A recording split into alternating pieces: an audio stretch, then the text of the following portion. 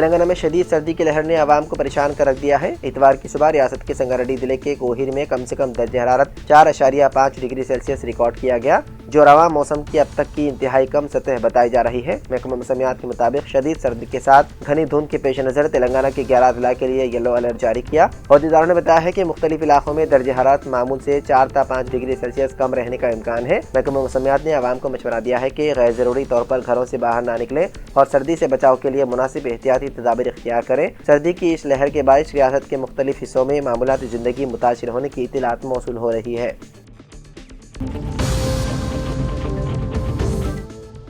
تلنگانہ کے بھونگیر ضلع کے وینگاپلی آلیر ریلوے روٹ پر جمعرات کی آدھی رات ایک دلخراش واقعہ پیش آیا، جس میں چلتی ٹرین سے گرنے کے باعث ایک نوبیاہیدہ جوڑا موقع پر ہی ہلاک ہو گیا۔ ابتدا میں اسے محض حادثہ تصور کیا جا رہا تھا، تاہم تحقیقات کے دوران سامنے آنے والی تفصیلات نے اس واقعے کو نیا رخ دے دیا ہے۔ ریلوے پولیس کے مطابق مہلوگین کی شناخت آندھرا پردیش کے پاورتی پورم ضلع کے راؤپلی گاؤں سے تعلق رکھنے والے 25 سالہ سمہاچلم اور اسی ضلع کے انکورم گاؤں کی رہنے والی 19 سالہ بھوانی کے طور پر کی گئی ہے۔ بتایا گیا ہے کہ دونوں کی شادی کو ابھی محض 2 ماہ ہی ہوئے تھے۔ ذرائع کے مطابق سمہاچلم حیدرآباد کے مضافاتی علاقے میں ایک کیمیکل فیکٹری میں اپنے رشتہ داروں کے ساتھ کام کرتا تھا۔ یہ جوڑا وجے واڑہ میں واقع اپنے گھر جانے کے لیے جمعرات کی رات سے مچھلی پٹنم ایکسپریس میں سوار ہوا تھا۔ ابتدائی طور پر بتایا گیا ہے کہ وینگاپلی ریلوے اسٹیشن سے آگے بڑھنے کے بعد جب دونوں کوچ کے دروازے کے قریب کھڑے تھے تو توازن بگڑنے کے باعث حادثاتی طور پر نیچے گر پڑے، جس کے نتیجے میں دونوں کی موقع پر ہی موت ہو گئی۔ تاہم بعد ازاں پولیس تحقیقات میں انکشاف ہوا ہے کہ سفر کے دوران میاں بیوی کے درمیان کسی بات پر شدید ٹکراؤ دیکھی گئی۔ تحقیقات کے مطابق بھوانی نے جھگڑے کے دوران ریل سے چھلانگ لگا دینے کی دھمکی دی، جس پر سمہاچلم نے اسے روکنے کی کوشش کی۔ اسی دوران جذباتی کیفیت میں بھوانی اچانک چلتی ٹرین سے کود گئی۔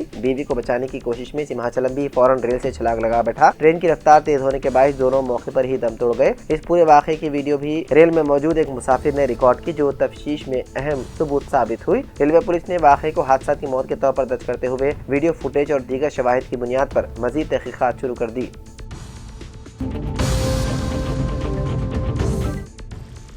تلنگانہ میں 10ویں جماعت کے امتحانی شیڈول پر نظر ثانی کا مطالبہ زور پکڑنے لگا ہے۔ ایم ایل سی سری پال ریڈی نے ہفتے کو وزیر اعلیٰ ریونت ریڈی سے ملاقات کر کے امتحانات کی تاریخوں کے درمیان وقفہ کم کرنے کی اپیل کی اور اس سلسلے میں ایک تحریری یادداشت بھی پیش کی۔ ایم ایل سی نے وزیر اعلیٰ کو بتایا ہے کہ موجودہ شیڈول کے تحت ہر امتحان کے درمیان 5 دن کا وقفہ رکھا گیا ہے، جس کے باعث 10ویں جماعت کے امتحانات تقریباً 1 ماہ تک جاری رہتے ہیں۔ طلباء اور اساتذہ کی جانب سے اس طویل مدت پر اعتراضات سامنے آ رہے ہیں، جبکہ طلباء اسے غیر ضروری ذہنی دباؤ قرار دے رہے ہیں۔ انہوں نے مطالبہ کیا ہے کہ امتحانات کے درمیان دنوں کی تعداد کم کر کے شیڈول کو زیادہ موزوں بنایا جائے۔ وزیر اعلیٰ نے اس نمائندگی پر سنجیدگی سے غور کرتے ہوئے اپنے پرنسپل سیکریٹری اجیت ریڈی کو ہدایت دی ہے کہ 10ویں جماعت کے امتحانی تاریخوں کے مسئلے کا جائزہ لیا جائے۔ ملاقات کے موقع پر ہی آر ٹی وی کے ریاستی صدر Damodar ready, audit committee chairman Swami ready, Srinivas ready اور دیگر نمائندے بھی موجود تھے۔